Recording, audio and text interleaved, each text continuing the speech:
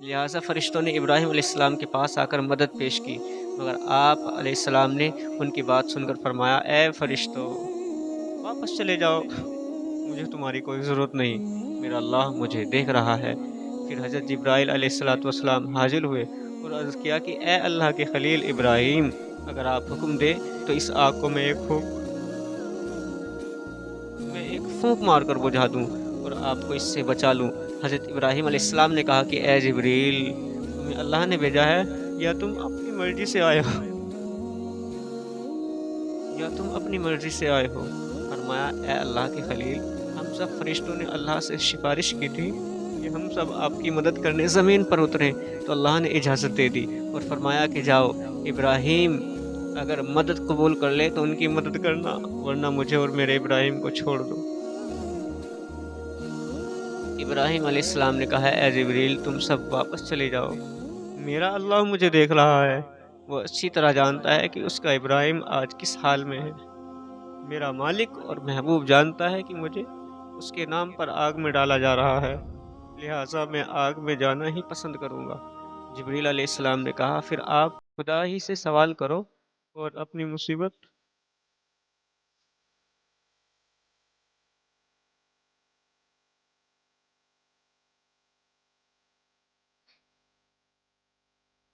بسم اللہ الرحمن الرحیم۔ حضرت ابراہیم علیہ السلام کے والد کا نام آزر تھا۔ اس زمانے میں نمرود نام کا ایک کافر بادشاہ حکومت کرتا تھا۔ وہ اپنی جنتا کے ساتھ انصاف کرتا اور ان پر بہت خرچ کرتا تھا۔ ایک زمانے کے بعد وہ شیطان کے فندے میں آ گیا اور پھر حکومت کرتے کرتے وہ خدائی کا دعوے دار ہو گیا۔ اپنے بت بنوا کر عبادت خانوں میں رکھوا دیے، جنتا کو آرڈر دے دیا کہ وہ اس کے آگے سجدہ کرے۔ ایک دن اس کے شہر کے کچھ جادوگر اس کے پاس آئے اور کہنے لگے کہ اے بادشاہ سلامت، اس سال اس شہر میں ایک ایسا لڑکا پیدا ہوگا جو آپ کی حکومت اور آپ کے دین دونوں کو تباہ کر کے رکھ دے گا۔ نمرود نے جب یہ سنا تو بے چین ہو اٹھا اور اس نے درباریوں کو حکم دیا کہ اس سال جتنے بھی لڑکے پیدا ہوں انہیں قتل کرا دیا جائے۔ حضرت ابراہیم علیہ السلام کی پیدائش ہوئی تو ان کی ماں بہت زیادہ گھبرا گئی اور رات کے اندھیرے میں اس بچے کو لے کر جنگل کی طرف چلی گئی۔ لڑکا بہت خوبصورت تھا، ماں کی ممتا جاگی اور وہ اسے سینے سے لگائے ادھر ادھر جانے لگی۔ سامنے ایک نہر دکھی، اسی کے پاس ایک گفا تھی۔ ابراہیم علیہ السلام کی والدہ نے اس بچے کو ایک کپڑے میں لپیٹا اور روتے ہوئے اسے اسی گفا میں چھوڑ کر گھر کی طرف چل پڑی۔ اپنے اس لڑکے کو دیکھنے کے لیے وہ روزانہ اسی گفا میں آتی اور لڑکے کو زندہ دیکھتی تو آنکھوں میں خوشی کے آنسو آ جاتے۔ وہ دیکھتی کہ حضرت ابراہیم علیہ السلام ایک انگوٹھے سے دودھ اور ایک سے شہد پیتے ہیں اور اصلی حفاظت کرنے والے اللہ کی پناہ میں جی رہے ہیں۔ اللہ کا ایسا کرشمہ دیکھ کر حضرت ابراہیم علیہ السلام کی والدہ حیران رہ جاتی ہے اور پھر اپنے بچے کو اٹھا کر گلے سے لگا لیتی ہے، دودھ پلاتی اور پھر روتے ہوئے گھر کو واپس آ جاتی۔ اس طرح جب بھی موقع ملتا تو بچے کو دودھ پلا کر واپس لوٹ آتی، اور جب کبھی بھی ماں کے پہنچنے میں دیر ہو جاتی تو حضرت ابراہیم علیہ السلام اپنا انگوٹھا ہی چوس کر اپنا پیٹ بھر لیتے۔ سچ تو یہ ہے کہ ماں کا دودھ پلانا تو صرف ایک بہانہ تھا، ورنہ جس نے پیدا کیا تھا وہی انہیں اپنی نگرانی میں کھلا پلا رہا تھا۔ حضرت ابن عباس رضی اللہ تعالی عنہ کی روایت ہے کہ حضرت ابراہیم علیہ السلام ایک دن میں اتنا بڑھتے تھے کہ دوسرے لڑکے اتنا ایک ہفتہ میں بڑھ پاتے ہیں، اور وہ ایک ہفتے میں اتنا بڑھ جاتے کہ دوسرے لڑکے اتنا ایک مہینے میں بڑھ پاتے، اور ایک مہینہ میں وہ اتنا بڑھ جاتے کہ دوسرے ایک سال میں اتنا بڑھ پاتے۔ اس طرح دودھ پینے کی مدت بھی گزر گئی۔ حضرت ابراہیم علیہ السلام میں کچھ سوجھ بوجھ پیدا ہوئی تو ایک رات میں اپنی امی سے پوچھنے لگے، کیا اس گفا کے باہر بھی کوئی دنیا ہے؟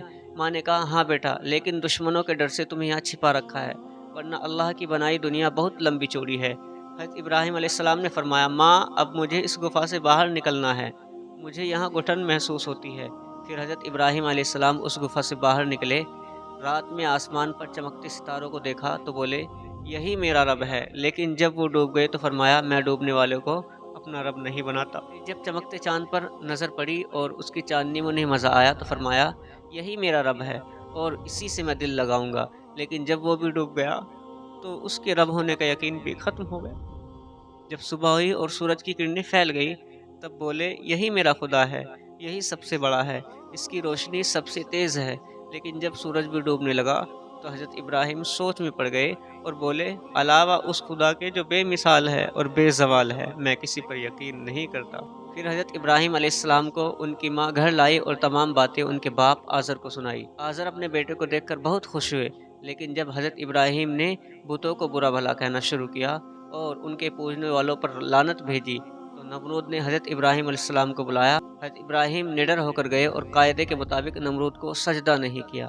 نمرود نے بہت غصے سے کہا، تو نے مجھ کو سجدہ کیوں نہیں کیا؟ حضرت ابراہیم نے کہا، میں اللہ کے علاوہ کسی کو سجدہ نہیں کرتا۔ نمرود نے کہا، تیرا خدا کون ہے اور کیا کہتا ہے؟ حضرت ابراہیم علیہ السلام نے جواب دیا کہ اسی نے سب کو پیدا کیا ہے، وہی مارتا ہے اور وہی جلاتا ہے۔ نمرود نے کہا، میں بھی کسی کو مار سکتا ہوں اور جلا سکتا ہوں، اس لیے ان سب کا خدا میں ہوں۔ پھر اس نے 2 ایسے قیدیوں کو بلوایا جنہیں سزا میں قتل کرنا تھا۔ ان میں سے ایک قیدی کو اس نے مروا دیا اور ایک کو آزاد کر دیا۔ پھر اس نے کہا، دیکھو ابراہیم، میں نے ایک کو زندگی دی اور ایک کو مار دیا۔ اب دیکھو، لوگوں کو زندگی اور موت دینا میرا کام ہے۔ حضرت ابراہیم علیہ السلام سمجھ گئے کہ نمرود لوگوں کو بیوقوف بنانا چاہتا ہے، اس لیے حضرت ابراہیم علیہ السلام نے کہا، اے نمرود، میرا اللہ سورج کو روزانہ پورب سے نکالتا ہے، اب اگر تو سچا ہے تو اس سورج کو پشچم سے نکال کر دکھا۔ حضرت ابراہیم علیہ السلام کا یہ جواب سن کر نمرود اور اس کے درباری ہکا بکا رہ گئے۔ انہیں سمجھ نہیں آ رہا تھا کہ اب ابراہیم علیہ السلام کو کیا جواب دے۔ ایک دن حضرت ابراہیم علیہ السلام نے اپنے باپ آجر سے پوچھا، اے والد، یہ کیسی مورتیاں ہیں جن کی تم پوجا کرتے ہو اور رات دن ان کے آگے سجدے کرتے ہو؟ آجر نے کہا، اے ابراہیم، یہی ہمارے خدا ہیں۔ حضرت ابراہیم علیہ السلام نے فرمایا، اے والد، کیا آپ ایسے پتھروں کی پوجا کرتے ہو جن کے نہ کان ہیں، نہ آنکھیں، اور جو نہ تم کو فائدہ پہنچا سکتے ہیں نہ نقصان؟ آزر نے لاجواب ہو کر کہا، اے ابراہیم، اگر تو ہمارے خداؤں کو نہیں مانے گا تو بہت سخت سزا پائے گا اور لوگ تجھے پتھروں سے ماریں گے۔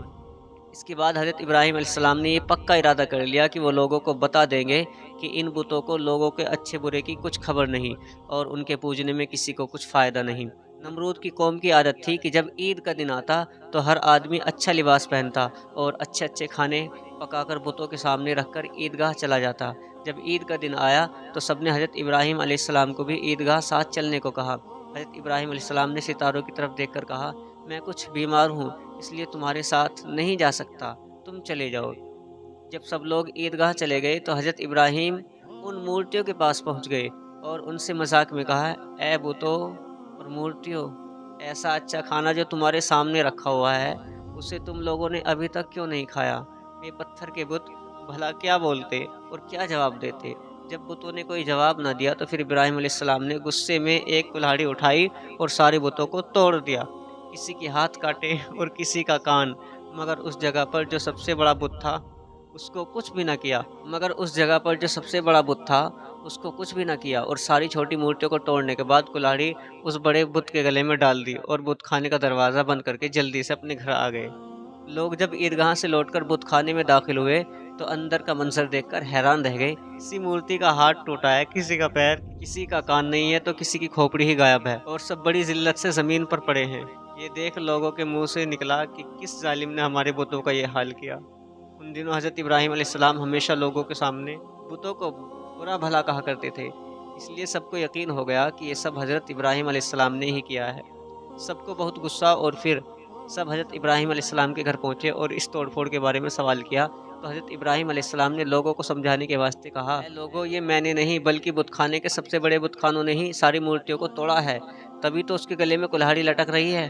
لوگوں نے کہا، ایسا کیسے ہو سکتا ہے؟ بت تو پتھر کے ہیں، وہ اپنی جگہ سے بھی نہیں ہل سکتے۔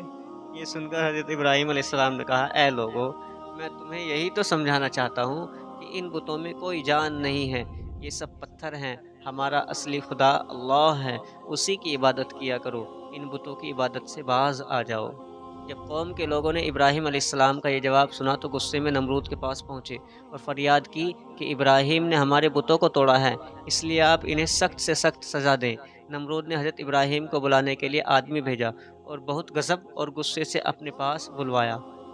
بھرے دربار میں جب نمرود نے حضرت ابراہیم علیہ السلام سے بتوں کو توڑنے کے بارے میں سوال کیا تو یہاں بھی ابراہیم علیہ السلام نے وہی جواب دیا کہ یہ تو ان کے بڑے بت نے کیا ہے۔ پھر حضرت ابراہیم نے فرمایا کہ اے لوگو، ایسا انسان تو سب سے بڑا جاہل ہے جو ان بے زبان پتھروں کے بتوں کی پوجا کرے۔ اس وقت حضرت ابراہیم علیہ السلام نے اتنی اچھی طرح لوگوں کو سمجھایا کہ اسی دربار میں بہت سے لوگ مسلمان ہو گئے۔ نمرود نے جب یہ معاملہ دیکھا تو حکم دیا کہ ابراہیم کو جیل میں قید کر دیا جائے ورنہ یہ لوگوں کو پریشان کریں گے۔ لیکن کافروں نے مطالبہ کرنا شروع کر دیا کہ ابراہیم کو آگ میں جلاؤ، تبھی ہمارا غصہ ٹھنڈا ہوگا۔ نمرود کے حکم پر پہاڑ کے پاس 160 گز کا مکان بنایا گیا۔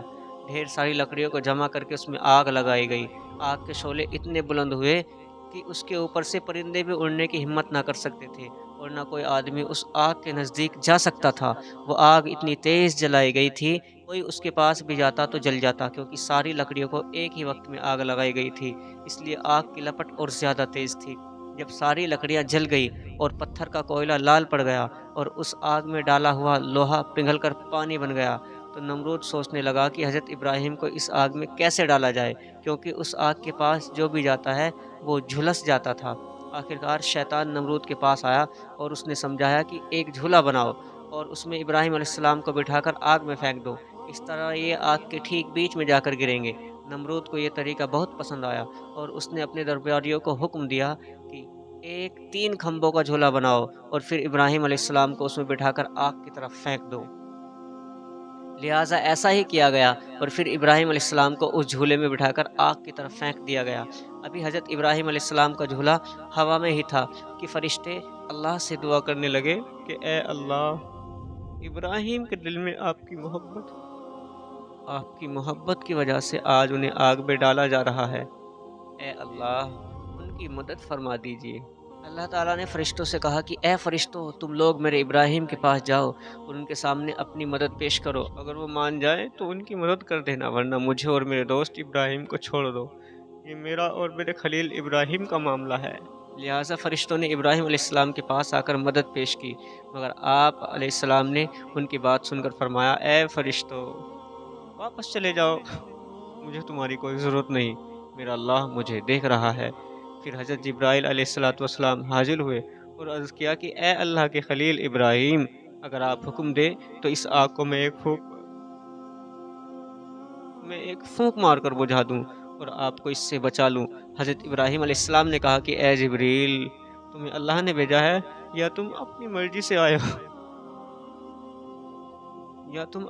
سے آئے ہو؟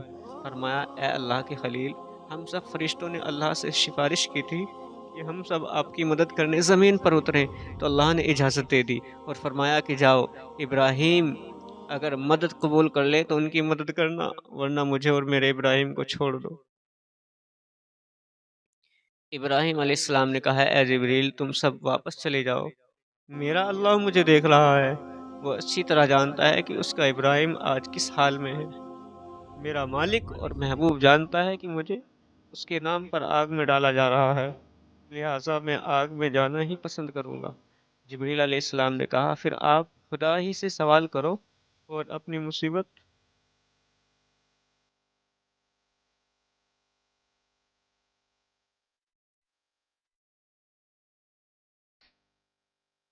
جبریل علیہ السلام نے کہا، پھر آپ خدا ہی سے سوال کرو اور اپنی مصیبت اس سے بیان کرو۔ حضرت ابراہیم علیہ السلام نے فرمایا کہ وہ خدا سب کچھ جانتا ہے، میرے کہنے سے کیا حاصل؟ اس طرح جب اللہ نے دیکھ لیا کہ ابراہیم توحید اور مجھ پر بھروسہ کرنے میں قائم ہے، تو اللہ نے آگ کو حکم دیا کہ اے آگ، ٹھنڈی ہو جا اور میرے ابراہیم کے لیے ایک سلامتی کی چیز بن جا۔ حضرت ابراہیم علیہ السلام پورے 7 دنوں تک اس آگ میں رہے، اور اس بیچ ان کے لیے جنت سے حضرت جبریل علیہ السلام کھانا لے کر آتے تھے۔ جب 7 دن گزر گئے تو قوم کے لوگوں نے چاہا کہ دیکھے کہ آگ بجھی یا نہیں۔ نمرود بھی ایک اونچے محل پر چڑھ کر روزانہ اس آگ کو دیکھتا تھا، کیونکہ اسے ڈر تھا کہ کہیں ابراہیم علیہ السلام زندہ نہ بچ جائیں، اس لیے کہ اگر وہ صحیح سلامت واپس آ گئے تو مجھ پر اور میرے ملک پر بڑی آفت آ جائے گی۔ جب کبھی وہ اپنے دل کی بات اپنے ساتھیوں کے سامنے کہتا تو پھر ہر ایک کی تسلی کے لیے ساتھ یہ بھی کہہ دیتا کہ انسان کیا ہے کہ جل کر راکھ نہ ہو جائے، اس آگ میں تو اگر لوہا بھی ڈال دیا جائے تو وہ بھی پگھل کر بہہ جائے گا۔ حضرت ابراہیم علیہ السلام ان راکھ کے پہاڑوں سے نکل کر باہر تشریف لائے تو لوگ حیران ہو گئے، اور پھر نئے سرے سے حضرت ابراہیم علیہ السلام نمرود کو نصیحت کرنے لگے۔ نمرود نے تھوڑے دن کی مہلت مانگی اور معاملے پر سوچنے کا وعدہ کیا۔ اس نے حامان سے، جو اس کا وزیر تھا، صلاح لی اور ایمان لانے کا ارادہ ظاہر کیا۔ اس ملعون حامان نے کہا، اتنے زمانے تک تو آپ نے خدائی کی، اب بندگی اختیار کریں گے اور دنیا بھر میں اپنے آپ کو رسوا کریں گے؟ جب حضرت ابراہیم نے مہلت گزر جانے کے بعد ایمان لانے کی مانگ کی تو نمرود نے نہایت چاپلوسی اور نرمی سے کہا، ایمان لانا تو میرے لیے بہت مشکل ہے، مگر ہاں، تیرے خدا کے لیے ایک بڑی قربانی دینے کے لیے میں تیار ہوں۔ حضرت ابراہیم علیہ السلام نے فرمایا، بغیر ایمان کے کوئی قربانی خدا کے دربار میں قبول نہیں ہوتی۔ نمرود نے 4000 گائیں اور بہت سی بکریوں اور اونٹوں کو اللہ کی خاطر ایک بڑے میدان میں قربان کیا، لیکن حامان کی شیطانی کی وجہ سے اس کا ٹھکانہ دوزخ ہی ہوا۔ حضرت ابراہیم علیہ السلام نے نمرود سے کہا کہ تو برے کام چھوڑ دے اور پشیمان ہو کر خدا کے آگے آ جا۔ خدا تعالیٰ نے تجھے 400 سال سے بادشاہت دے رکھی ہے، اور اسی طرح اس نے مجھے ایسے معجزے دیے جو دین حق پر گواہ ہیں، اور تو ہے کہ اب تک اپنے کفر سے باز نہ آیا اور اپنی نادانی اور ہٹ دھرمی سے خدائی کا دعویٰ کیے چلا جا رہا ہے۔ جان لے، یہ خدا کا لشکر اتنا زیادہ ہے کہ تو اندازہ بھی نہیں کر سکتا، اور تجھے تو غارت کرنے کے لیے ایک ادنا لشکر کافی ہے۔ نمرود نے کہا، میں نہیں سمجھتا کہ زمین پر میرے سوا کوئی دوسرا بادشاہ ہے، اور اگر آسمانی بادشاہ کی فوج ہے تو اس سے کہو کہ وہ مجھ پر بھیجے اور پھر میری لڑائی اور طاقت کا تماشا دیکھے۔ حضرت ابراہیم نے دعا کی تو حضرت جبریل نازل ہوئے اور کہا کہ نمرود سے کہو کہ ہماری فوج آ پہنچی، تو تیار ہو جا اور اپنی فوج لے کر میدان میں جنگ کر۔ 3 روز کی مہلت میں نمرود نے اپنی پوری فوج بلا لی، ایک میدان میں سب جمع ہوئے۔ چوتھے روز نمرود کی فوج کے مقابلے میں تنہا حضرت ابراہیم سامنے آئے۔ انہیں اکیلا دیکھ کر لوگوں نے کہا، ابراہیم، وہ فوج آسمانی کہاں ہیں؟ اب تجھ پر آفت آنے میں کچھ بھی دیر نہیں۔ ابھی بات چیت ہو رہی تھی کہ ایک مچھروں کی فوج ظاہر ہوئی۔ وہ مچھر اتنے زیادہ تھے کہ ان کی وجہ سے سورج کی روشنی بھی چھپ گئی۔ نمرود گھبرا گیا، لشکر پر بھی حیرت طاری ہو گئی۔ نمرود نے حکم دیا، نکارہ بجا کر مچھروں کو بھگا دے۔ جب مچھروں کی آواز کانوں میں آئی، لوگوں کے ہوش گم ہو گئے، تمام فوج گھبرا گئی۔ ایک گونج تھی، ایک شور تھا جو ابھرا آ رہا تھا، چھوٹا تھا یا بڑا، ہر ایک ہیبت الہی سے ڈر گیا۔ ایک آدمی پر لاکھوں مچھروں نے حملہ کر دیا۔ مچھر کیا تھے؟ ایک کالی بلا تھی جو سر سے پاؤں تک چمٹ رہی تھی۔ وہ مچھر لوگوں کو ایسا نوچ رہے تھے کہ لوگوں کے جسم پر خون اور گوشت تک نوچ نوچ کر کھا ڈالا۔ ہزاروں آدمی اور جانور تباہ ہوئے۔ نمرود اپنے محل میں بھاگ کر عورتوں میں جا چھپا۔ اتنے میں ایک لنگڑا مچھر آیا۔ وہ مچھر تیزی سے ناک کی راہ سے نمرود کے دماغ تک جا پہنچا اور اپنی سونڈ کو اس کے بھیجے میں چبھو دیا۔ نمرود کا سونا اور آرام کرنا سب حرام ہو گیا۔ وہ دن رات اپنا سر پیٹتا رہا، جب تک لوگ اس کے سر پر چپل مارتے رہتے تو درد میں کچھ کمی محسوس ہوتی، لیکن تھوڑی دیر کے بعد پھر سے درد شروع ہو جاتا۔ اب اس کی مجلس میں آتا تو اب اسے سجدہ کرنے کے بجائے اس کے سر پر چپل مارتا۔ اس طرح نمرود کو خدا کے غضب نے جکڑ لیا۔ 40 دن کے بعد وہ اسی درد کی وجہ سے ہلاک ہوا۔ اس کے بعد حضرت ابراہیم نے خدا کے حکم سے ملک شام کی طرف ہجرت کی۔ لوگوں کی نافرمانی کی وجہ سے انہیں یہ ہجرت کرنی پڑی۔ مصر میں انہوں نے حضرت سارہ کو اپنے ساتھ لیا۔ لوگوں نے مصر کے حاکم کو خبر دی کہ حضرت سارہ بہت خوبصورت ہیں اور اپنی خوبصورتی میں بے مثال ہے۔ مصر کے بادشاہ نے درباری سے کہا کہ میں اس عورت کے ساتھ رات گزارنا چاہتا ہوں۔